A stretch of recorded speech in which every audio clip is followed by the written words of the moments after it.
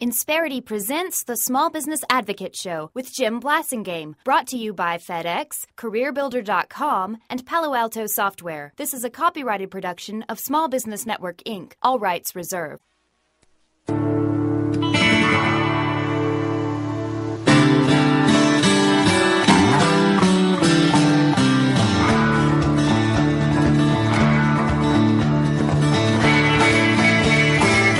Dan Fogelberg bringing us back, the late, great Dan Fogelberg. 23 after, I'm Jim Blasingame. Thank you for hanging out with me. My website is smallbusinessadvocate.com. Hope you check it out when you get a chance. Lots of things there that will help you with your small business. Don't forget to subscribe to my free newsletter. Take the poll question right there on the homepage. Got a new video up on the homepage, too. Check that out. It's all about exporting, about your export strategy, growing outside the four walls of the United States. So check all that out at smallbusinessadvocate.com, including Judith Glaser's body of work that she's deposited with us over the last several years that she's been a member of our Brain Trust. And you can find her suite there, Judith Glaser, Glaser. Judy, give us your own website and tell us how we can find your books, too. It's everything's up at www.creatingwe.com. All right. That's the book. Creating We is the first book. DNA of Leadership is the second. 42 Rules for Creating We is the third. All three bestsellers. And then I have an animated film and two other parables. Parables? So, all right. Parables. I wouldn't expect anything less from you, Judy. Judy Glaser, ladies and gentlemen. CreatingWe.com is the website. Judy, let's get back to into candor. And one of the things that I've experienced in my long career is that sometimes when we're not candid with employees, because we don't want to be mean, we don't want to be tough, we don't want people to think that we're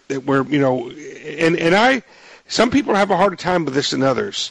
What they don't realize is that by showing, you can call it tough love if you want, you can call it candor if you want, but by being specific and clear about expectations and about falling short of expectations.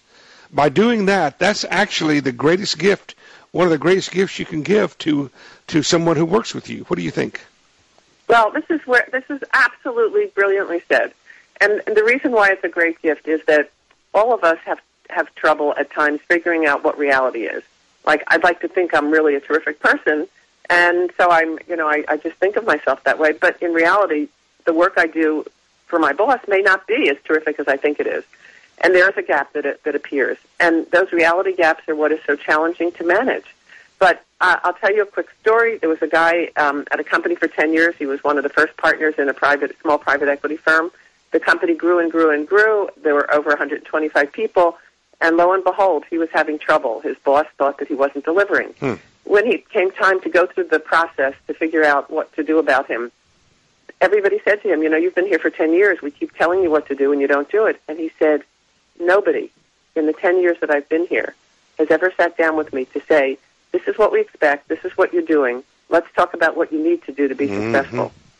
He left the company angry. He left the company really, really upset and started his own private equity firm. And we don't want to create that kind of trail with people.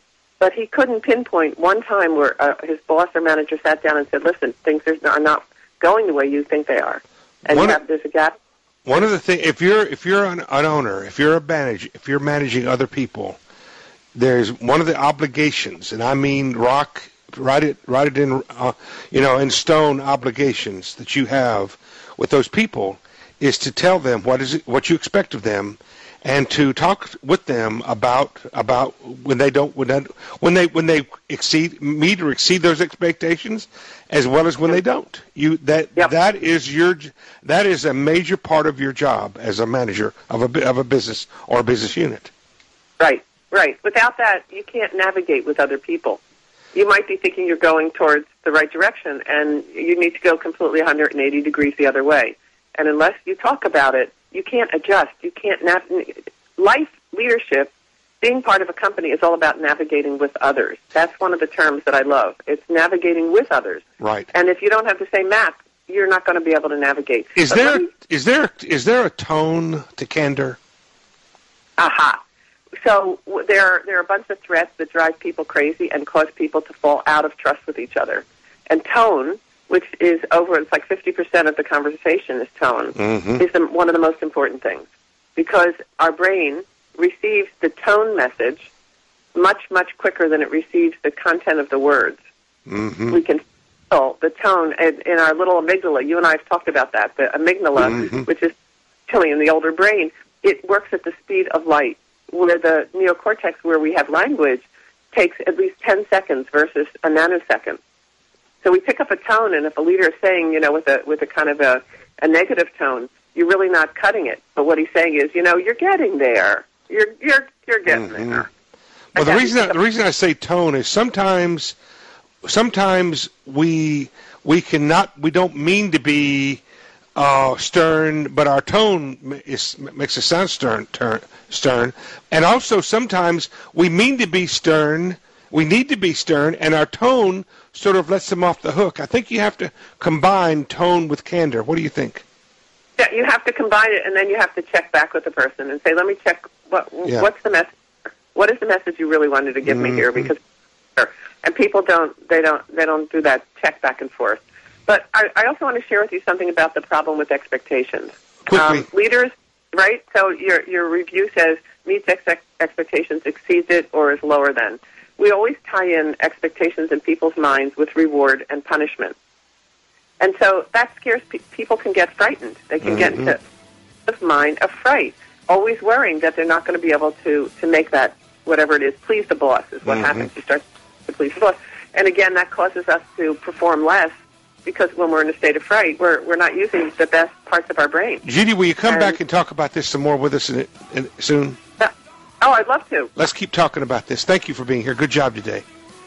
Okay, take care. Judith Glaser, ladies and gentlemen. She'll be back. Stay with me. Insperity presents the Small Business Advocate Show with Jim Blasingame, brought to you by FedEx, CareerBuilder.com, and Palo Alto Software. This is a copyrighted production of Small Business Network, Inc., intended for the private use of our audience. Except as otherwise provided by copyright law, all other copying, redistribution, or publication without prior written consent is prohibited. All rights reserved.